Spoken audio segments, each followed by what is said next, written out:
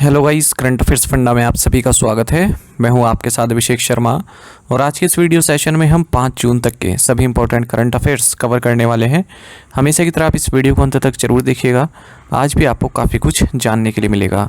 Session की शुरुआत करने से पहले आप सभी को बताना चाहूँगा, यदि आप हमारे daily current affairs PDF, weekly PDF, monthly PDF और हर महीने के banking and economic awareness PDF चाहते हैं तो करंट अफेयर्स फंडा का 1 ईयर मेंबरशिप प्लान आप ज्वाइन कर सकते हैं, जिसका लिंक आपको वीडियो के डिस्क्रिप्शन में या फिर फर्स्ट कमेंट में मिल जाएगा। आपको बता दें, इस 1 ईयर मेंबरशिप प्लान के तहत जितना भी हमारा PDF कंटेंट है वो हम आपको 1 साल तक के लिए प्रोवाइड कराते हैं, जिसे आप डाउनलोड कर सकते हैं, प्रिंट आउट भी निकलवा सकते हैं। इसके लिए चाहे तो आप करंट अफेयर्स फंडा ऐप को यूज़ कर सकते हैं या फिर अपने लैपटॉप या सिस्टम की मदद से वेब लॉगिन भी कर सकते हैं। कोई भी आपका एग्जाम हो, बैंकिंग, SSC, रेलवे या फिर स्टेट PCS, जहाँ पर भी जनरल अवेयरनेस या करंट अफेयर्स पूछे जाते हैं, सभी एग्जाम्स के लिए हमारा PDF कंटेंट काफ़ी यूज़फुल है। दूसरा कोर्स हमारा बैंकिंग अवेयरनेस का है। कंप्लीट बैंकिंग अवेयरनेस हमने आपको इसमें पढ़ाया है, न केवल आपके बैंकिंग मेंस एग्जाम, बल्कि अगर आप बैंकिंग इंटरव्यूज़ देते हैं जैसे SBI PO, IBPS PO, RRB PO या फिर RBI ग्रेड B, इन एग्ज़ाम्स में जो बैंकिंग नॉलेज आपसे पूछी जाती है उसे भी आप आंसर कर पाएंगे इस कोर्स को पढ़कर। साथ ही साथ SSC, रेलवे, स्टेट PCS जैसे एग्ज़ाम्स में इंडियन इकोनॉमी के जो क्वेश्चंस पूछे जाते हैं, जैसे GDP पर क्वेश्चन पूछे जाते हैं और 5 ईयर प्लान पर तक क्वेश्चन पूछे जा रहे हैं, नीति आयोग पर क्वेश्चन पूछे जाने लगे हैं, RBI, SEBI, SIDBI, NABARD, IRDI, different types of banks in India, जैसे private sector bank, public sector banks और small finance banks, payments bank, types of inflation, types of poverty, types of unemployment, financial terms, economic terms, money market, capital market, A to Z सब कुछ cover किया गया है, including Indian government ने जो schemes launch की Indian economy से संबंधित, वो भी इसमें इंक्लूड है।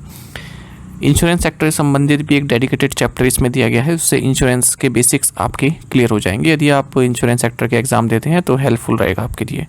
डेमो वीडियो लेक्चर्स और डेमो PDFs अवेलेबल है करंट अफेयर्स फंडा ऐप पर, उन्हें आप देख सकते हैं। उनसे आपको एक आइडिया लग जाएगा किस तरह का कंटेंट हमने आपको इन कोर्सेज में प्रोवाइड कराया है। दोनों ही सेपरेट कोर्सेज हैं, यानी कि अलग अलग बाय करने होते हैं। 1 ईयर करंट अफेयर्स कोर्स और 1 ईयर बैंकिंग अवेयरनेस कोर्स, और वैलिडिटी 1 साल की है दोनों की। करंट अफेयर्स फंडा ऐप पर आपको मिल जाएंगे। ऐप का लिंक वीडियो के डिस्क्रिप्शन में भी दिया गया है और फर्स्ट कमेंट में भी पिन कर दिया गया है, तो लिंक पर क्लिक कीजिए, ऐप को इंस्टॉल कीजिए, लॉगिन करके आप एक्सेस कर सकते हैं इन कोर्सेज़ को।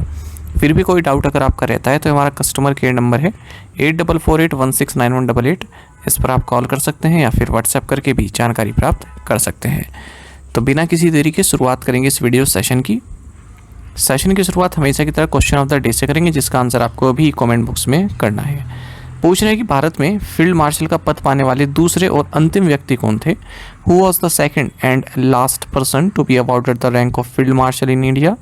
ऑप्शन हैं general CJ Singh, general RN Thapar, field marshal KM Cariappa या फिर जनरल सुंदरराजन पद्मनाभन। जल्दी से आंसर कर दीजिए, फिर हम आगे बढ़ते हैं। इसी तरह के क्वेश्चन यदि आप प्रैक्टिस करना चाहते हैं तो हमें टेलीग्राम पर जरूर ज्वाइन करें। करंट अफेयर्स फंडा नाम से हमारा टेलीग्राम चैनल है।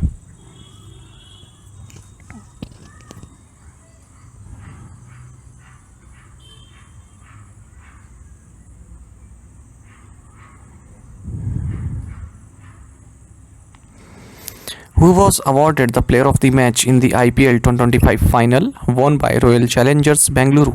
रॉयल चैलेंजर्स बेंगलुरु द्वारा जीते गए IPL 2025 फाइनल में प्लेयर ऑफ द मैच का पुरस्कार किसे दिया गया? ऑप्शंस आपके सामने हैं। सही आंसर ऑप्शन C है, Krunal Pandya. 2025 Indian Premier League की बात कर रहे हैं। 22 मार्च से 3 जून 2025 तक चला। IPL 18 भी कह सकते हैं या फिर टाटा IPL 2025 भी कह सकते हैं। तो ये इंडियन प्रीमियर लीग का 18th एडिशन था। 10 टीम्स ने पार्टिसिपेट किया, 74 मैचेस खेले गए। आप सभी जानते हैं IPL हर साल होता है, 2008 में पहला एडिशन इसका हुआ था। जो फाइनल की बात करते हैं तो नरेंद्र मोदी स्टेडियम अहमदाबाद में फाइनल खेला गया, जहां रॉयल चैलेंजर्स बेंगलुरु ने पंजाब किंग्स को 6 रन से हराकर अपना पहला खिताब जीता है इन 18 सालों में। रॉयल चैलेंजर्स बेंगलुरु के कैप्टन है रजत पाटीदार और पंजाब किंग्स के कैप्टन है श्रेयस अय्यर। कृणाल पांड्या रॉयल चैलेंजर्स बेंगलुरु के खिलाड़ी, इन्हें प्लेयर ऑफ द मैच का खिताब दिया गया है इनकी बॉलिंग परफॉर्मेंस के कारण।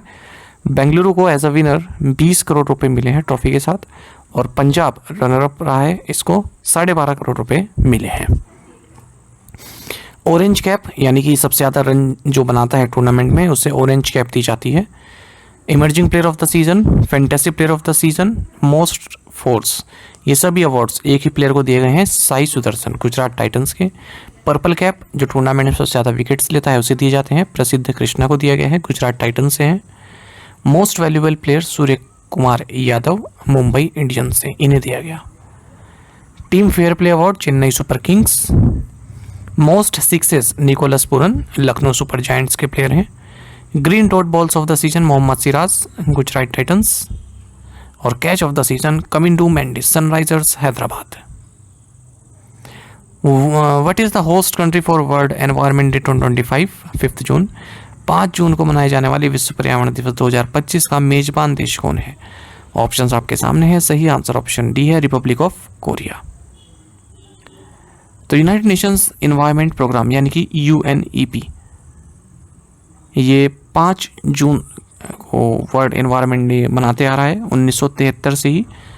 2025 में इस इवेंट को होस्ट कर रहा है रिपब्लिक ऑफ कोरिया, और दूसरी बार है जब रिपब्लिक ऑफ कोरिया इस वर्ल्ड एनवायरनमेंट डे को होस्ट कर रहा है। पहली बार 1997 में इन्होंने किया था, तब थीम था फॉर लाइफ ऑन अर्थ। और अगर हम अब 2025 की बात करें तो वर्ल्ड एनवायरनमेंट डे का थीम है ending to plastic pollution. Which Indian state has become the second state of the country to cross the nationally prescribed 95% benchmark for full literacy? कौन सा भारतीय राज्य पूर्ण साक्षरता के लिए राष्ट्रीय स्तर पर निर्धारित 95% बेंचमार्क को पार करने वाला देश का दूसरा राज्य बन गया है। ऑप्शंस आपके सामने हैं, सही आंसर ऑप्शन ए है, गोवा। तो chief minister of Goa doctor Pramod Sawant इन्होंने ऑफिशियली डिक्लेयर किया है कि गोवा फुली लिटरेट बन चुका है उल्लास नव भारत साक्षरता कार्यक्रम न्यू इंडिया लिटरेसी प्रोग्राम के तहत। और इस प्रोग्राम के तहत भारत 2030 तक फुल लिटरेसी प्राप्त करना चाहता है, जैसे कि नेशनल एजुकेशन पॉलिसी 2020 में बताया गया है। इस तरह से गोवा हमारे देश में मिजोरम के बाद दूसरा राज्य बन गया है जिसने 95% लिटरेसी प्राप्त कर ली है। तो यही बेंचमार्क है फुल लिटरेसी का, 95% लिटरेसी आपके पास होनी चाहिए। उल्लास नव भारत साक्षरता कार्यक्रम या फिर न्यू इंडिया लिटरेसी प्रोग्राम की बात करें, एक सेंट्रली स्पॉन्सर्ड स्कीम है, यानी कि सेंट्रल गवर्नमेंट और स्टेट गवर्नमेंट दोनों द्वारा चलाई जाती है। 2022 से 2027 तक का टाइम पीरियड है। और इसमें जो अडल्ट हैं, जो 15 साल या उससे ऊपर के हैं, जो स्कूल नहीं जा सकते, उनको टारगेट किया गया है। 5 कंपोनेंट्स हैं इस स्कीम के, foundational literacy and numeracy, critical life skills, basic education, vocational skills and continuing education. Who was conferred the Global Indian of the Year award by the Canada India Foundation? Canada India Foundation द्वारा global Indian of the year पुरस्कार किसे दिया गया है? Options आपके सामने है, सही आंसर ऑप्शन ए है, सदगुरु। स्पिरिचुअल लीडर और ईसा फाउंडेशन फाउंडर सदगुरु, इन्हें global Indian of the year award दिया गया है कैनेडा इंडिया फाउंडेशन के द्वारा। जो ह्यूमन कंसाइजनेस इन्होंने रेस की है, इकोलॉजिकल सस्टेनेबिलिटी जो प्रमोट की है, उसी को रिकॉग्नाइज किया गया है। तो इनको 50,000 कैनेडियन डॉलर कैश प्राइज़ दिया गया है, और इन्होंने ये प्राइज़ कावेरी कॉलिंग इनिशिएटिव को डेडिकेट किया है, जिसका मकसद है जो कावेरी रिवर है उसको रिवाइटलाइज करना, उसके आसपास जो लोग रहे हैं उनकी लाइवलीहुड को इम्प्रूव करना, और ट्री प्लांटेशन करना रिवर बेसिन पर। ये एग्जाम में पूछा गया क्वेश्चन है कि कावेरी कॉलिंग इनिशिएटिव किससे संबंधित है। Which former tennis player received the Princess of Asturias award for sports 2025? किस पूर्व टेनिस खिलाड़ी को 2025 के लिए प्रिंसेस ऑफ ऑस्टोरियस स्पोर्ट्स पुरस्कार मिला? राइट आंसर ऑप्शन सी है, Serena Williams. Farmer tennis player हैं सेरेना विलियम्स, इन्हें प्रिंसेस ऑफ ऑस्टोरियस फॉर स्पोर्ट्स 2025 प्रदान किया गया है। ये one of the most prestigious award है स्पेन में दिए जाने वाला, और जो अलग अलग फील्ड्स में जो एक्सीलेंस दिखाते हैं, जैसे स्पोर्ट्स में, आर्ट्स में, लिटरेचर में या फिर और भी कोई, उनमें दिया जाता है। तो 73 कैरियर सिंगल्स टाइटल इन्होंने जीते हैं सेरेना विलियम्स में, जिसमें 23 ग्रैंड स्लैम्स भी हैं, और 50,000 यूरो का प्राइज़ इसमें दिया जाता है। और one of the 8 annual prizes हैं, अलग अलग एरियाज़ में दिया जाता है, आर्ट्स में, लिटरेचर में, साइंस में, और ये स्पोर्ट्स हो गया आपका। Who won the presidential election in Poland? Poland में राष्ट्रपति चुनाव किसने जीता? राइट आंसर ऑप्शन सी है, कैरोल नावरोकी। कैरोल नावरोकी, इन्होंने पोलैंड के जो प्रेसिडेंशियल रन ऑफ इलेक्शन है इनको जीत दिया है। पोलैंड की बात करें, कैपिटल वार्सा है। प्रेसिडेंट यहाँ के जो अब तक थे वो एंड्रेज डूडा थे, फॉर्मर प्रेसिडेंट यहाँ पर लिखा जाना चाहिए था। अब कौन है? Karol Nawrocki. Which Indian state's tourist department is organizing the Bodhi Yatra? किस भारतीय राज्य का पर्यटन विभाग बोधि यात्रा का आयोजन रहा है? राइट आंसर ऑप्शन सी है उत्तर प्रदेश। तो उत्तर प्रदेश टूरिस्ट डिपार्टमेंट बोधि यात्रा ऑर्गेनाइज कर रहा है 2 जून से 7 जून के बीच में मैकोंग गंगा कोऑपरेशन के तहत मिनिस्ट्री ऑफ एक्सटर्नल अफेयर्स के साथ मिलकर। मैकोंग गंगा कोऑपरेशन की बात करें तो ये इंडिया और 5 आसियान कंट्रीज के बीच में कोलेब्रेशन है। 5 आसियान कंट्रीज कौन सी? Cambodia, Laos, Myanmar, Thailand and Vietnam. तो मिलकर ये tourism, culture, education, transport and communication में कोऑपरेशन को बढ़ाते हैं। Who launch the battery Aadhaar project in 2025 में बैटरी आधार परियोजना किसने शुरू की? ऑप्शंस आपके सामने है। सही आंसर ऑप्शन बी है Jitendra Singh. Union minister of state for science and technology Jitendra Singh ने बैटरी आधार प्रोजेक्ट लॉन्च किया है बैटरी समिट 2025 में नई दिल्ली में। तो भारत की जो डोमेस्टिक मैन्युफैक्चर्ड बैटरीज होंगी उनकी एक डिजिटल आईडी होगी। Department of science and technology द्वारा इनिशिएटिव शुरू किया गया है। तो जितनी भी लोकली मेड बैटरी है उनके पैक पर डिजिटल आईडी लगी होगी, उससे आपको पता चल पाएगा उसका origin, composition, certification and performance. Which institute signed an MOU with Singapore Institute of Microelectronics for Semiconductor Technology? किस भारतीय संस्थान ने सेमीकंडक्टर प्रौद्योगिकी के लिए सिंगापुर के इंस्टीट्यूट ऑफ माइक्रो इलेक्ट्रॉनिक्स के साथ समझौते ज्ञापन पर हस्ताक्षर किए हैं? ऑप्शंस आपके सामने है। सही आंसर ऑप्शन सी है IIT खड़गपुर। सेमीकंडक्टर टेक्नोलॉजी में ग्लोबल कोऑपरेशन बढ़ाने के लिए Indian institute of technology Kharagpur और सिंगापुर का जो इंस्टीट्यूट ऑफ माइक्रो इलेक्ट्रॉनिक्स है, इन्होंने MOU साइन किया है। और सेमिकॉन साउथ ईस्ट एशिया 2025 जो कि सिंगापुर में हुआ, इसी के दौरान ये MOU साइन किया गया है। The MOU brings together expertise in area such as post complementary metal oxide semiconductor and advance transistor technologies, heterogeneous integration, chip packaging, AI driven hardware accelerators, quantum devices, photonic system, thermal management and reliability diagnostics. तो इन सभी क्षेत्रों में corporation पर ध्यान दिया जाएगा। Where was the International Air Transport Association's 81st annual general meeting held? अंतर्राष्ट्रीय वायु परिवहन संघ की 81वीं वार्षिक आम बैठक कहाँ आयोजित की गई? राइट आंसर ऑप्शन बी है न्यू दिल्ली। तो प्राइम मिनिस्टर नरेंद्र मोदी ने इंटरनेशनल एयर ट्रांसपोर्ट एसोसिएशन की जो 81वीं एनुअल जनरल मीटिंग है इसमें पार्टिसिपेट किया है भारत मंडपम न्यू दिल्ली में। लास्ट AGM भारत में हुई थी 42 साल पहले 1983 में, और अब 2025 में भारत होस्ट कर रहा है। 16 से ज़्यादा पार्टिसिपेंट इसमें भाग ले रहे हैं, जिनमें ग्लोबल एविएशन इंडस्ट्री लीडर्स हैं, गवर्नमेंट ऑफिशियल्स हैं, इंटरनेशनल मीडिया रिप्रेजेंटेटिव्स हैं। IATA की बात करें, ग्लोबल ट्रेड एसोसिएशन है जो कि एयरलाइन इंडस्ट्री को रिप्रेजेंट करता है, और इसको इस्टेब्लिश किया गया था 1945 में हवाना क्यूबा में। हेडक्वार्टर इसका मॉन्ट्रियल कनाडा में है। एग्जीक्यूटिव ऑफिस इसके जेनेवा स्विट्जरलैंड में है। C CARES version 2.0 is a web portal of which organization? C CARES संस्करण 2.0 किस संगठन का वेब पोर्टल है? राइट आंसर ऑप्शन सी है CMPFO। Union minister of coal and mines G Kishan Reddy, इन्होंने सी केयर्स वर्जन 2.0 लॉन्च किया है जो कि CMPFO का वेब पोर्टल है। डेवलप एंड डिज़ाइन किया गया है centre for development of advance computing CDEC के द्वारा।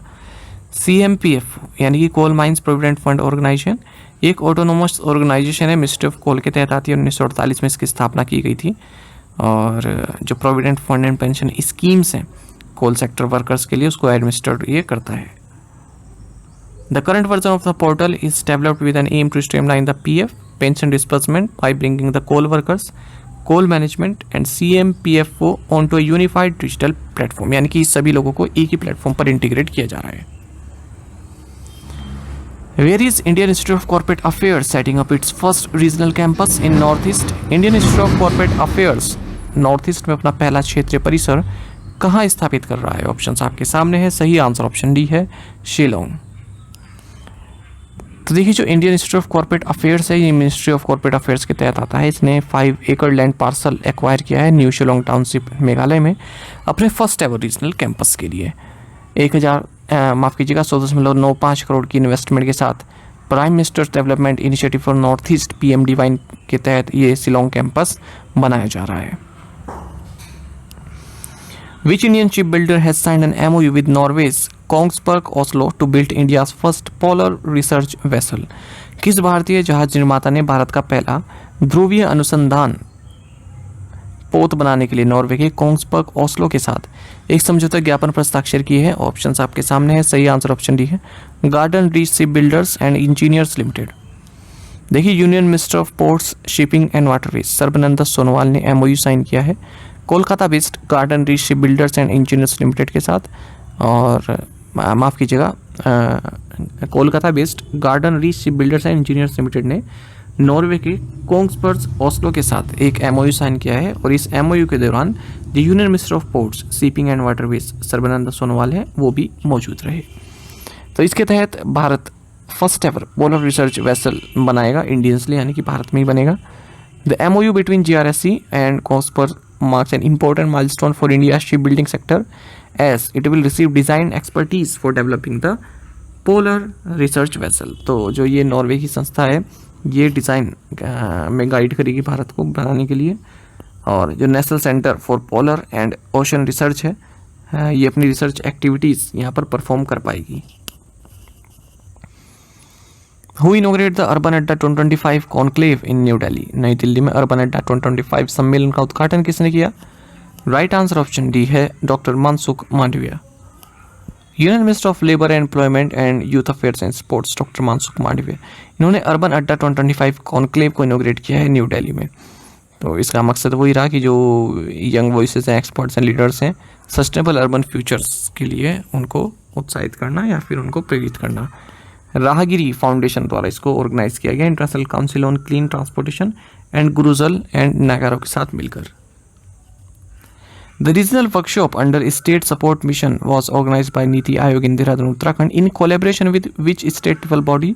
नीति आयोग द्वारा किस राज्य स्तरीय निकाय के सहयोग से देहरादून उत्तराखंड में राज्य सहायता मिशन के अंतर्गत क्षेत्रीय कार्यशाला का आयोजन किया गया?